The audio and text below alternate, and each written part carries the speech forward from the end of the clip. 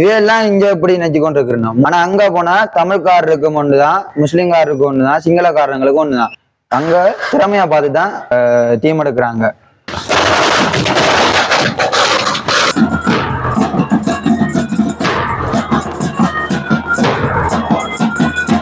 தேசிய வீரனாக தலை நிமிர்ந்து நிற்கிறான் என்று சொன்னால் எனக்கு கிடைத்த சந்தர்ப்பங்களை சரியாக பயன்படுத்தி வாழ்க்கையிலே முன்னேறி சென்றிருக்கிறார்.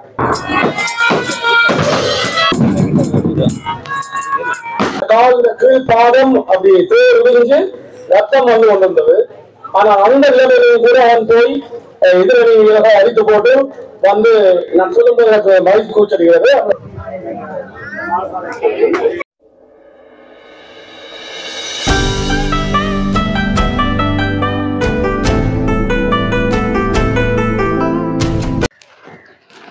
வணக்கம் பிரபுகளே, கலை வினோதத்திற்கு உங்களை அன்புடன் வரவேற்கிறேன். நான் உங்கள் அகிலன். இன்றைக்கு நாங்கள் இலங்கை யாழ்ப்பாணம் பலாலி பிரதேசத்தில் நிற்கிறோம். இந்த பலாலி பிரதேசத்தில் ஒரு மிக பெரும் பாராட்டு விழா ஒன்று நடைபெற இருக்குது. அதாவது பலாலி மண்ணிலிருந்து இலங்கையினுடைய தேசிய கபடி அணிக்கு முதல் முறையாக ஒரு இளைஞர் ஒருவர் வந்து தெரிவு செய்யப்பட்டிருக்கிறார். பிரதாப் என்று அழைக்கப்படுகின்ற இளைஞருக்கான அந்த பாராட்டு விழா இன்றைய தினம் இந்த பலாலி மக்களால் வந்து வெகு விமர்சையாக கொண்டாடப்பட இருக்கிறது. அது தொடர்பாக தான் நாங்கள் இந்த வீடியோவில் பார்க்க இருக்கிறோம். அதுக்கு முதல் இப்போ தான் நீங்கள் எங்கள் சேனலுக்கு முதல் பாருங்கன்னா இந்த வீடியோ லைக் பண்ணி போட்டு சேனலில் சப்ஸ்கிரைப் பண்ணி விடுங்க. தொடர்ச்சியாகவும் நாங்கள் அந்த பாராட்டு நிகழ்வோடு இணைந்து கொள்வோம். மண்ணின் மைந்தனே, உன்னில் மலர்கிறது பலாலியின் பெருமை. தேசிய கபடி வீரராக ஒளிரும் உமக்கு எமது மனமார்ந்த வரவேற்பு.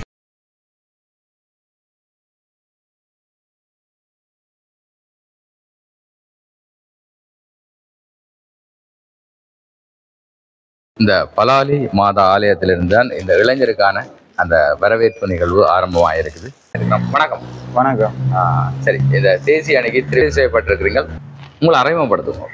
எனது பேர் பிரதாப். எனது அப்பாவின் பேர் கருணாகரன், அம்மாவின் பேர் ஜென்ஸ்டெலா. எனக்கு இப்போது 17 வயது. எனக்கு கபடி அறிமுகம் செய்தது கலட்டியார்சி பள்ளிக்கூடம். அந்த பள்ளிக்கூடத்திலிருந்து தான் பலாலி பள்ளிக்கூடத்துக்கு வந்தேன். நான் பலாலி பள்ளிக்கூடத்திலிருந்து படித்து கபடி விளையாடி இந்த விண்மின் கிளப்புக்கு சென்று கபடி விளையாடி கொண்டிருந்தேன். வந்து இப்போ தற்போது ஃபேஸ்புக்கில் வந்தது இப்படி ஸ்ரீலங்கா டீம் செலெக்ஷன் உண்டு. அப்போது படையப்பா போக சொன்னார். இப்போ நான் சொன்னேன் அம்மா அப்படி விடையிலேருந்து. இப்போ அந்த அதிபர் சொன்னார் தான் வாரன் கூட்டிகிட்டு போவேன். அதுக்கு பிறகு தான் அம்மா சொன்னார் அப்படின். அதுக்கு பிறகு படையப்பா கோச்சால் தான் நான் பவுனியா பறக்கும்பா கோச் அவரோடு போனான். அவரோடு சென்று தான் நான் அங்கே செலெக்ஷனில் எடுபட்டு எனக்கு கபடி பயிற்சி அளித்தது கயன் கோச், ரொக்சன் கோச், மற்றது கயன்ராஜ் கோச், மற்றது படையப்பா கோச். கபடி துறையில் நீங்கள் எத்தனை வருஷமாக ஈடுபட்டு கொண்டிருக்கிறீங்க? கபடி துறையில் நான் 1ஆம் ஆண்டிலிருந்து ஈடுபட்டு கொண்டிருக்கேன். எனக்கு ஊக்கம் அளிக்கிறது எங்களது மாமாக்கள். மாமாக்கள் 3 பேரும் கபடி விளையாடுறேனும். ஒரு மாமா வெட்டிங் பண்ணி கொஞ்சம் காலம் விளையாடிட்டு விளையாடல. அடுத்த மாமாவோடு சேர்ந்தான் நானும் 2 மாமாவும் சேர்ந்து விளையாடி கொண்டிருந்தாங்க. அதுக்கு பிறகு இன்னொரு மாமாவும் வெட்டிங் பண்ணி இப்போ விளையாடுறல. அதுக்கு பிறகு இன்னொரு மாமாவோட நான் இப்போ ஜெஃப்னா டீம் செலெக்ஷனுக்கு போய் மாமாவோட விளையாடினான். மாமா தான் எனக்கு கபடியை ஊக்கமளித்து விளையாடி கொண்டு இருந்தேன். முதலாக நீங்கள் செலக்ட் ஆகி கபடி இலங்கை அணிக்கு முதலாவது ஒரு நபராக சென்றிருக்கிறீர்கள். அந்த வகையில் நீங்கள் என்ன உங்களோட வருங்கால சந்ததிகளுக்கு சொல்ல விரும்புறீங்க? கபடி விளையாடுவது தொடர் பயிற்சியாக இருக்கணும். இது இங்கே சில பேர் கபடி விளையாடிட்டு திருப்பி வாரில்லை பயிற்சிகளுக்கு. நாங்கள்லாம் போய் கூட்டிகிட்டு வர்றது பயிற்சிகளுக்கு. அப்போ நாங்கள் எவ்வளவோ சொல்லி பார்த்து நாங்கள் கபடி விளையாட வாங்கன்னு அவங்க வாரில்லை.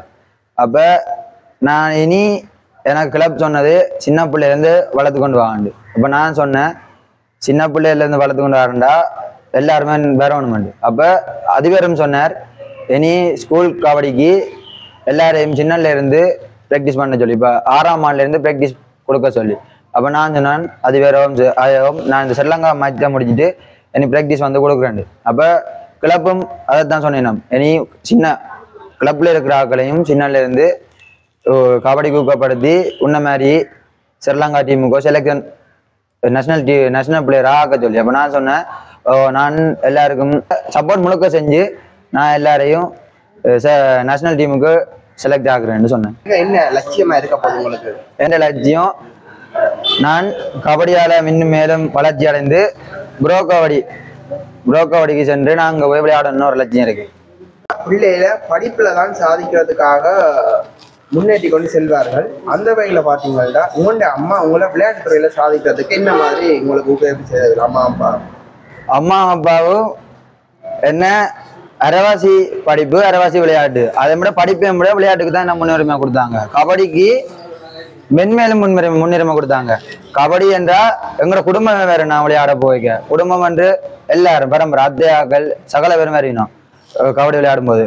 அப்ப அம்மாக்கெல்லாம் முழு சப்போர்ட். எனக்கு என்ன நடந்தாலும் அம்மா தான் இல்லை. படிப்பு இப்ப எனக்கு ஓயில 2C2S. அப்ப அம்மா அதான் கவலைப்படையில. இப்ப நான் இப்ப இந்த செல்லங்காட்டி கடுபட்டதான் அம்மா சந்தோஷப்பட்டு இருக்கா. படிப்பு முன்னுரிமை தான், விளையாட்டு முன்னுரிமை தான்.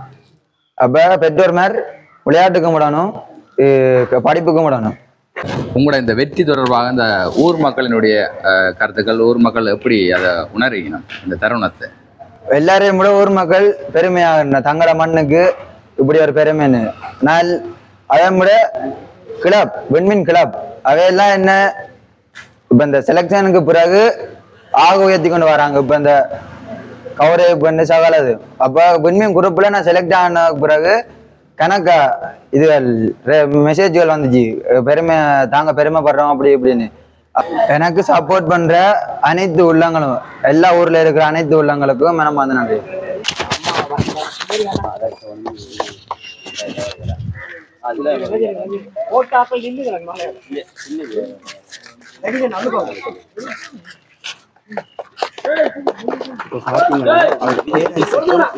அந்த இளைஞருக்கும் கௌரவிப்பு வழங்கி மாலைகள் அணிவித்து ஊராக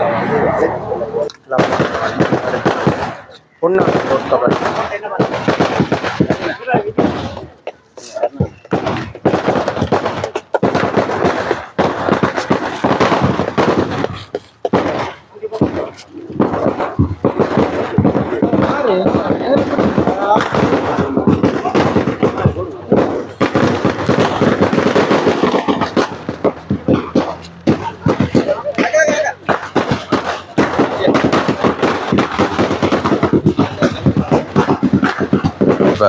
மலர் மாலை அணிவித்து பொன்னாடா கௌரவத்தோட விண்மீன் விளையாட்டு கழகத்தை நோக்கி வீரர் வந்து அழைத்து செல்லப்படுகிறார்.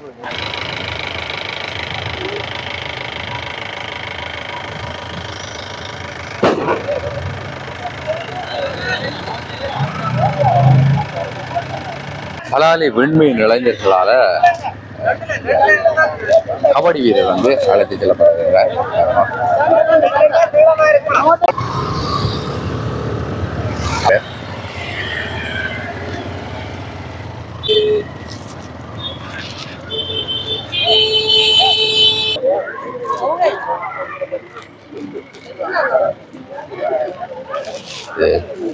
பலாலி பாடசாலை மாணவிகளினுடைய அந்த பேண்ட் வாத்திய அணிவகுப்பு நடைபெற போகுது.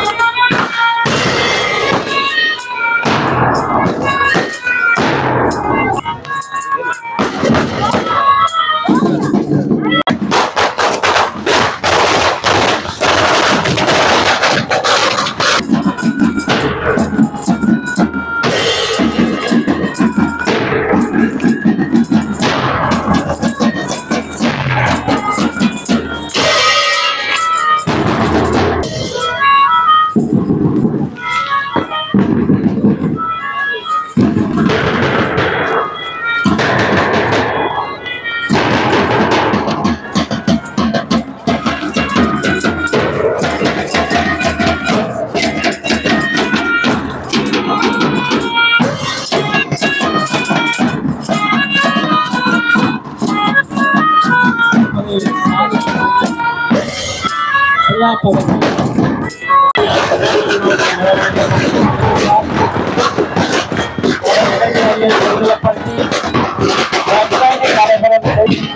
அதாவது வடக்கு மாகாணத்திலே முதன்மையாக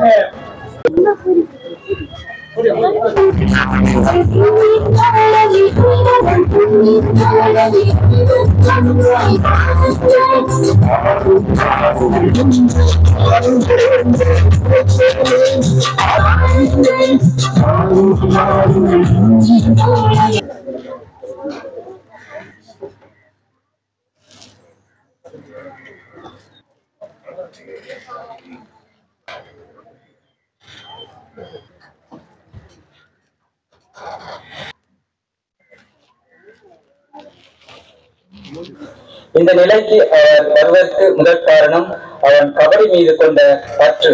ஏனெனில் அவன் தனது பெயருக்கு முன்னால் கபடி வீரன் பவன் எனும் வெளிநாட்டு கபடி வீரனின் பெயரோடு தன்னை பவன் பிரதாப் என்று கூறிய நாளிலேயே அவன் கபடி மீது வைத்த பற்று நமக்கு தெரிந்தது. 18 வயது தேசிய அணிக்கு அகில இலங்கை ரீதியாக 166 வீரர்கள் பங்கு கொண்டார்கள். இதில் முதல் சுற்று, இரண்டாம் சுற்று என பல சுற்றுக்களை கடந்து இறுதியாக 12 பேர் கொண்ட பேர் பட்டியலில் உள்வாங்கப்பட்டு தேசியத்துக்கு தெரிவாகி என்பது எளிதான விடயமல்ல. அசாத்திய திறமை கொண்டதனாலேயே இது சாத்தியமானது என்பது நிதர்சனமான உண்மை. வடமாகாணத்தில் பல வீரர்கள் இலங்கை தேசிய அணியில் உள்வாங்கப்படும் போது அவர்கள் தமிழர்கள் என்ற உணர்வோடு வாழ்த்தி வரவேற்று பேச்சுக்கள் பதவிகளை கோருவோம். ஆனால் இன்று பலாலி விண்மீ கபடி வீரனும் தமது பாடசாலை மாணவனுமாக்கிய கருணாகரன் பிரதாப் அவர்கள் இலங்கை 18 தேசிய அணியில் தேர்வு செய்யப்பட்டுள்ளார் என்ற செய்தி எம்மை அளவுக்கு சந்தோஷத்தில் ஆழ்த்தியுள்ளது. சுதர்சன அணிகளாரை அன்புடன் அழைக்கின்றோம்.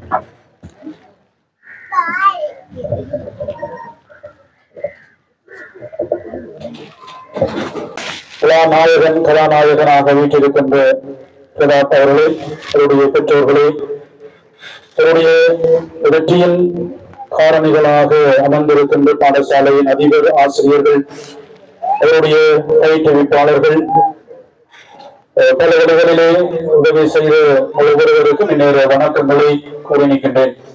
தமிழ் இனி நல்ல சாகுமோ என்று ஒரு வரி இருக்கிறது. தமிழினுடைய பெருமையை, இவருடைய மண்ணினுடைய பெருமையை சுமந்து செல்ல வேண்டியவர்கள் நாங்கள்.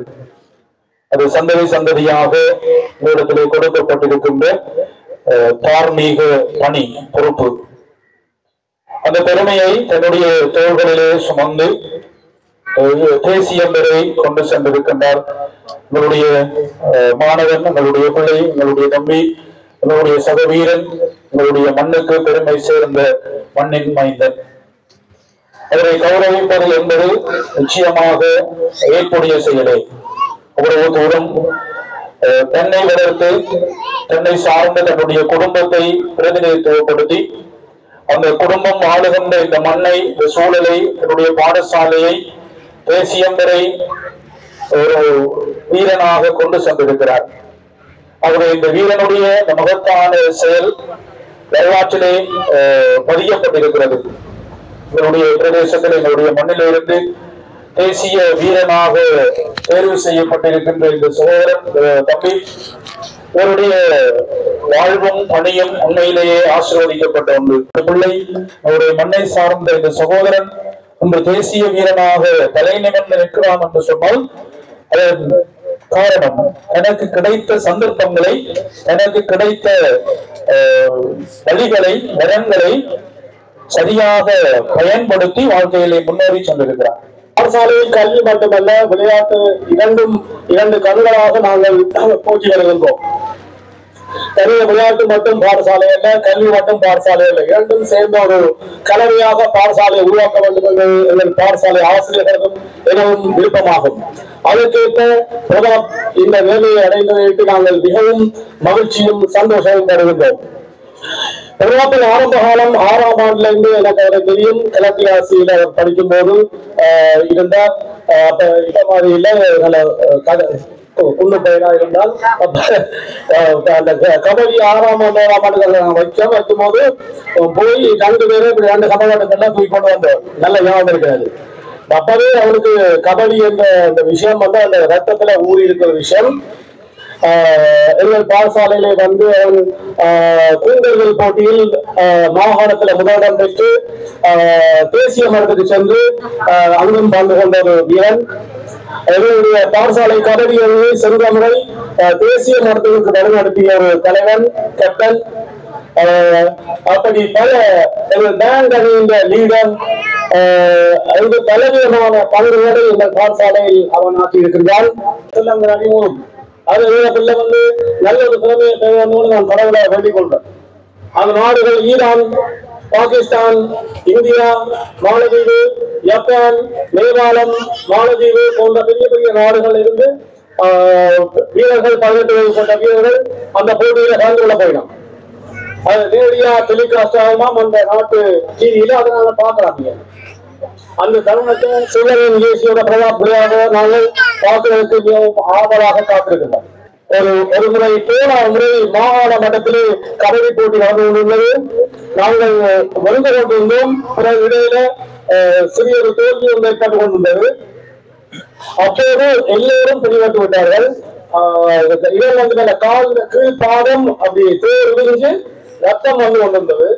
ஆனா அந்த நிலைமையிலும் கூட அவன் போய் எதிரணியாக அடித்து போட்டு வந்து நான் சொல்லும்போது எனக்கு மகிழ்ச்சி கூச்சடுகிறது. அந்த டைமில் அவன் கால ரத்தம் போடுது, கீழால தோல் விரிஞ்சு போயிட்டு கீழ் பாதம் இரண்டும் போய் அடிச்சு போட்டு வெற்றியை பெற்றுக் கொடுத்தவன். இந்த ஓர்மம் எல்லாருக்கும் போகணும். அதாவது ஒரு சின்ன விஷயம் வந்தவங்க மனம் தூண்டு ஐயோ என்னால் இயலாது முடியாது இருக்கிறவர்கள் மத்தியில் அவருடைய அந்த நல்ல பண்புகள், நல்ல எடுத்துக்காட்டுகளை நீங்களா அடுத்த தலைமுறையாக்கள் பாடசாலைக்கும் இந்த ஊருக்கும் விண்மீனுக்கும் அடுத்த சந்ததி நீங்களும் யோசிக்கணும். இவ்வாறான நிகழ்வு இடம்பெறப் போகிறது என தெரிந்து மாணவர்கள் வித்தியாசமானவராக தான் தென்பட்டார். எளிய மாணவர்களை நான் போட்டிக்கு கூட்டிக் கொண்டு செல்லும் போது அவர்கள் போட்டி அந்த ஸ்போர்ட்டில் போய் கலங்குவார்கள். ஆனால் பிரதாப்புக்கு போட்டியை கண்ட போதுதான் உஷார் கூடும். செமினா எல்லாம் ஒருவர் அமையப்பட்ட ஒரு இளைஞனாக பார்த்தேன். அது தற்சமயம் நான் சிறுவரில் இருந்து கபடி விளையாடி கொண்டு வருகின்றேன். அந்த கபடி விளையாட்டை எனக்கு அறிமுகம் படுத்தியது கலடி டிஎம்எஸ் ஸ்கூல். அந்த ஸ்கூலில் இருந்துதான் நான் 8ஆம் ஆண்டு மட்டும் கபடி விளையாடி கொண்டு வந்தேன். அப்போது அங்கு எனக்கு பயிற்சி வழங்கிய படையப்பா அண்ணா, ஜூட்டண்ணா, தேவப்பிரியண்ணா, மற்றது சிவானந்தம் சார், அதிபர் எல்லாரும் தான் எனக்கு கபடி பழக்கி கொண்டிருந்தேன். அதற்கு பிறகு சென்ட் தாமஸ் கிளப் அதுவும் எனக்கு கபடி சொல்லி தந்து கொண்டிருந்தன. அதுக்கு பிறகு இடம்பெயர்ந்து பெராடி மண்ணிற்கு வந்தேன். பெராடி மண்ணிற்கு வந்து பெராடி பள்ளிக்கூடத்தில் கபடி அணி ஒன்றை நானாகவே எடுத்து அதுக்கு முன்வந்து பழக்கிய கயனா, கயன்ராஜ், ரொப்சன், அது பிரவா, அது விஜயந்தம்மா, அதையெல்லாம் பெராடி டீம் என்றதை உருவாக்கி அதை தலைய மட்டத்தில் வென்று மாகாண மட்டமும் வென்று நஷ்னலில் நாங்கள் கோட்டபனல் என்ற வகையில் போனோம். அதற்கு முதன்மை கபடி அளித்த பயிற்சியாளரை நான் மனமார்ந்த நன்றியை தெரிவித்துக் கொள்கின்றேன். எல்லாம் அவர் என்ன சொன்னா பல்முகத்தை கொண்ட ஒரு எல்லா வடிவங்களையும் பெற்றுக்கொள்ளக்கூடிய ஒரு பணிவு அவனுடைய இருக்கு. இதனால் சாதனை நாயகன் அவர்களுக்கு ஒவ்வொரு வாணிகர்களாலும்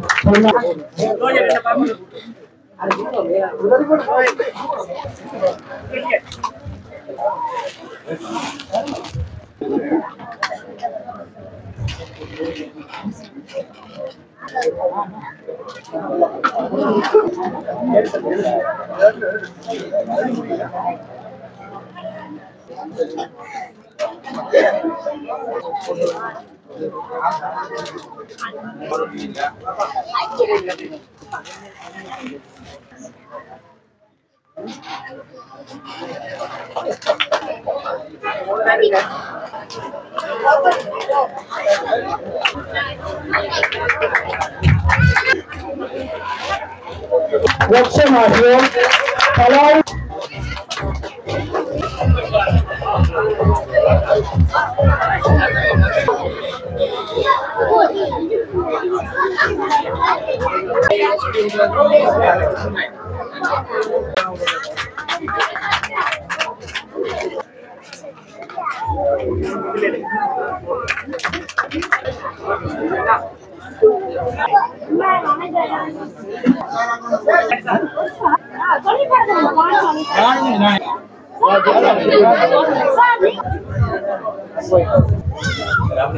கௌரவம் வழங்கி கொண்டிருக்கிற ஜனாசர் அவர்கள் விழாவை பற்றி